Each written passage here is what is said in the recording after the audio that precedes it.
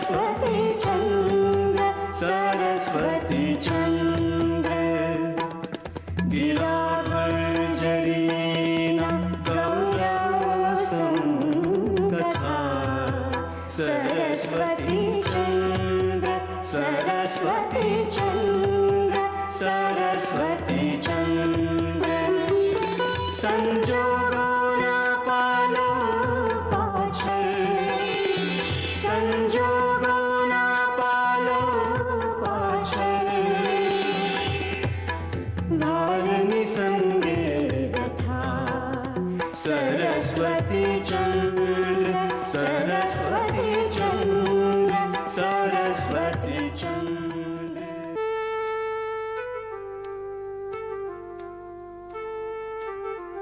ઝંખે કોઈ ને પામે કોઈ આકે વાલેખ વિધિના ઝંખે કોઈ ને પામે કોઈ આકે વાલેખ વિધિના કેમ છલક તું પાત્ર પહોંચ તું तरस्या होठ लगीना संतोषावा ना सर्जाए संतोषावा ना सर्जाए होय एवी કોઈ તૃષા સરસ્વતી ચંદ્ર સરસ્વતી ચંદ્ર સરસ્વતી ચંદ્ર सरस्वती चंद्र सरस्वती चंद्र सरस्वती चंद्र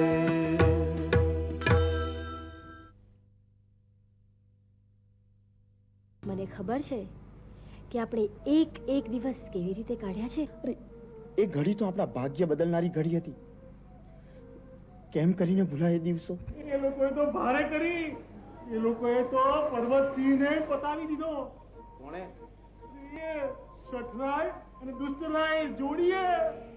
સાહેબ ઉપરથી મને બરતરફ કરી નાખ્યો નોકરીમાંથી, ઓફિસમાંથી. હવે આ શઠરાય જર્સીના વારસદાર તરીકે કોઈકને ગોતશે. પણ એના સીધા વારસ તો અમે છીએ.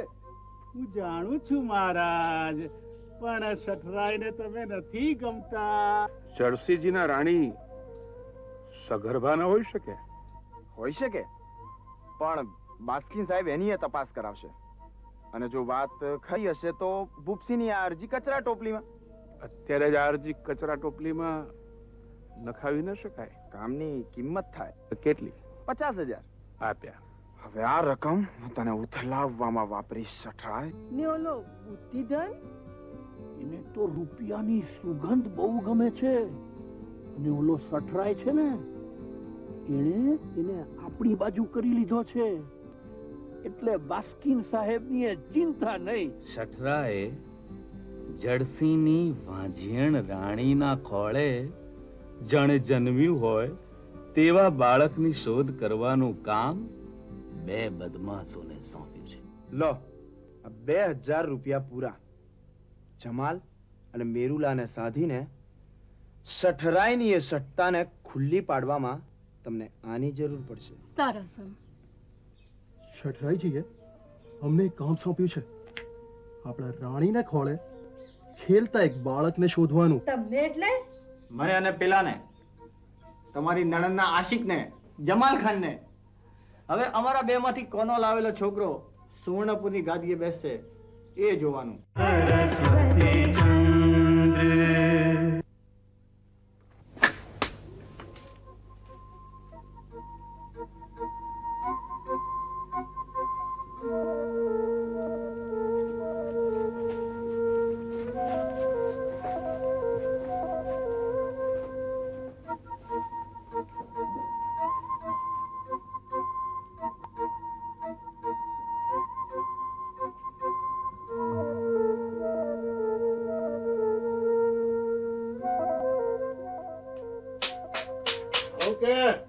કોણ છે ભાઈ? કમળ ખુલ્લા છે, આઈ લાવો. કેમ છો મેરુભા? ઓળખાણ ન પડી. ક્યાંથી ઓળખો? આ શા હાલ બનાયા છે? મોઢા પર નૂર ક્યાં? આ બધું હાથે જ કરવાનું હોય એટલે આવું જ હોય. હાયલા કરે. અરે આમ નામ વારંવાર હાલ્યા કરે તો પછી શરીરના શા હાલ થાય? હે આ તો ઠીક છે, જવાની ફાટ થાય છે ત્યાં લગી, હે પછી તો એની અસર વર્તાય હો. હા, એ વાત સાચી હો, સાચી. અને આ તમારું રૂપાળું મોઢું એક વખત લેવાઈ જાય ને પછી કોઈ હામું ના જુઓ હો. એ આમે ક્યાં કોઈ હામું જોવે છે? અરે મેરુભા, મને બધી જ ખબર છે હો, બધી જ. હે પેલા ફોજદાર જેવા ફોજદારના ઘરમાં એ ભાઈ, એક તો હું તમને ઓળખતો નથી અને તમે હવે ઓળખાણ થઈ ને, ખાતરી થઈ ને? હા ભાઈ, આ થઈ.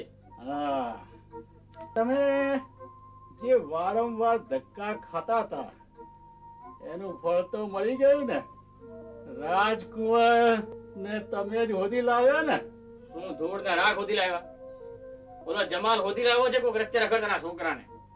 ઈ થશે સુવર્ણપુરનો રાજા. હા, અને જમાલ ખાન થશે કારભારીનો ખાસ માણસ. અને તમારું તો નસીબ કેવું છે, તમારી મહેનત બધી પાણીમાં ગઈ. હા હા ભાઈ, હા. આ પરસેવો પાડ્યો અને પૈસા પાડ્યા. કેમ હશે ભાઈ, જેવા અમારા નસીબ, બીજું શું. પણ હું એમ કઉ છું કે ત્યાં સુધી તમારા નસીબને રોષો, બુદ્ધિ વાપરો ને તો હજુ કઈ વહી નહીં ગયું. બુદ્ધિ હોત ને તો કારભારી નો થાત અને સિપાહી સપલાની જિંદગી નો જીવત. પણ તમને કોઈ રસ્તો બતાવે તો? પૈસા કમાવાનો.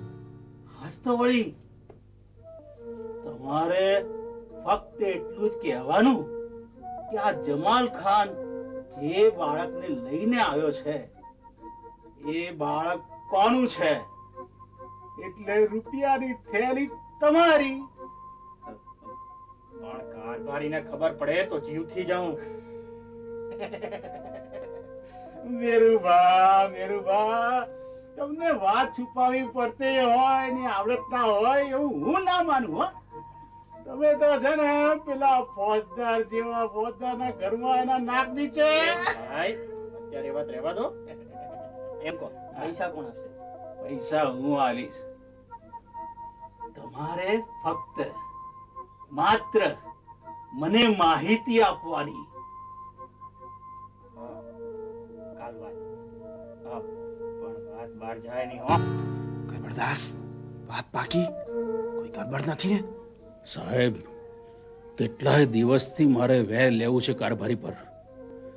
પહેલા મારા બાપનું કારભારું ગયું અને પછી મારી નોકરી.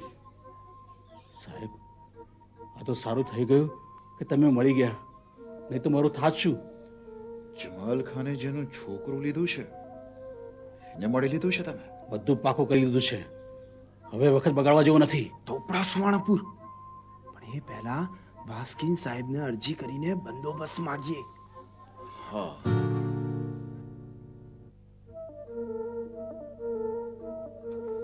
લો ભૂપસિંહજી, આ અરજી તૈયાર, જેમાં મેં લખી દીધું છે કે રાજા જળસિંહને કોઈ સંતાન નથી અને જમાલે શોધેલું બાળક એની સાથે રાજા જળસિંહને લોહીનો કોઈ સંબંધ જ નથી. રાજા જળસિંહના સૌથી નજીકના કોઈ વારસ હો તો એ તમે છો.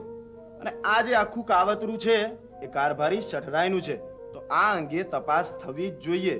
એ માટે આ અરજી આપણે બાસ્કીન સાહેબને પહોંચાડવાની છે.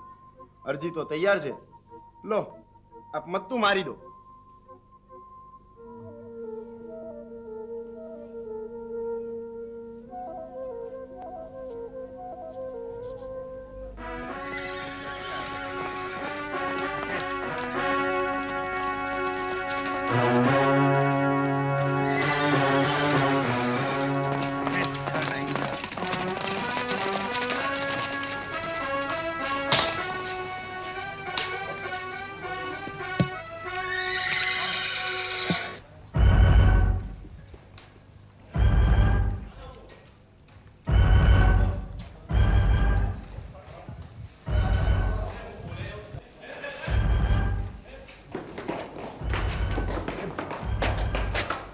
જર્સીજીને સંદેશો આપો. લીલાપુરથી ભૂસીજી આવ્યા છે. બાસ્કિન સાહેબનો સંદેશો લઈને. જા જમાલ, બોલાવી આપ. શું લાગે છે આવશે? અરે એમને છૂટકો જ નથી. બાસ્કિન સાહેબનું નામ સાંભળતા દોડતા આવ્યા સમજો.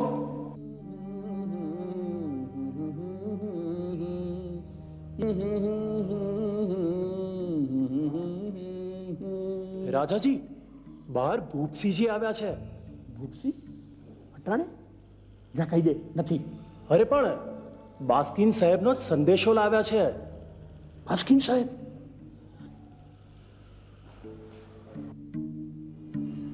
ભૂપસી આમ અચાનક? કામ જ એવું આવી પડ્યું ને, એટલે આવવું પડ્યું. લ્યો,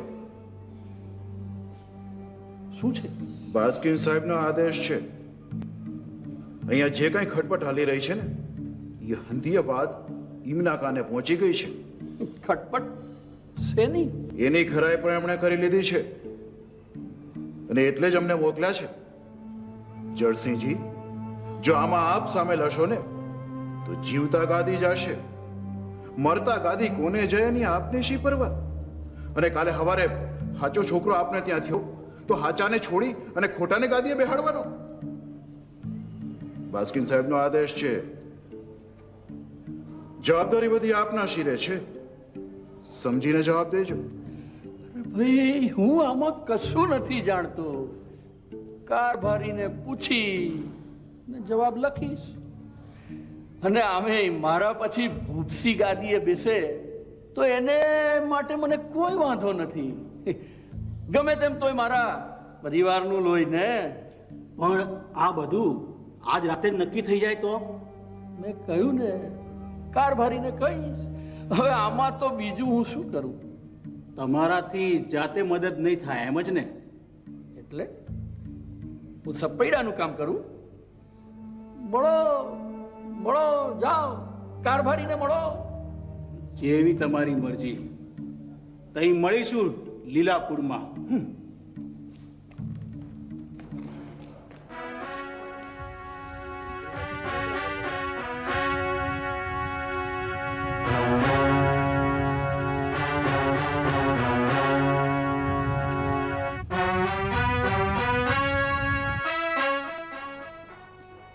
જાઓ, જલ્દીથી કારભારીજીને તાત્કાલિક બોલાવો. જાઓ.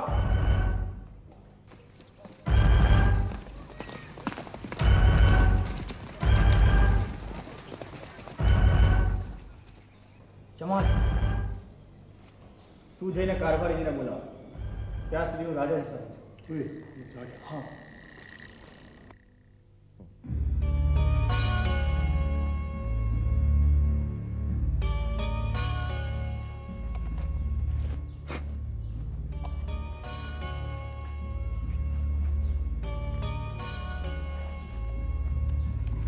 મેં તમને કારભારીને તેડાવવાનું કહ્યું તું, એમને તેડાવ્યા કે નહીં? સંદેશો મોકલાવ્યો છે મહારાજ. મેં તાબડતોબ બોલાવવાનું કહ્યું તું. જમાલ, ચાઉસને કયો જરા ઝડપથી ગાડી હલાવે. મહારાજ, કારભારી આવી રહ્યા છે.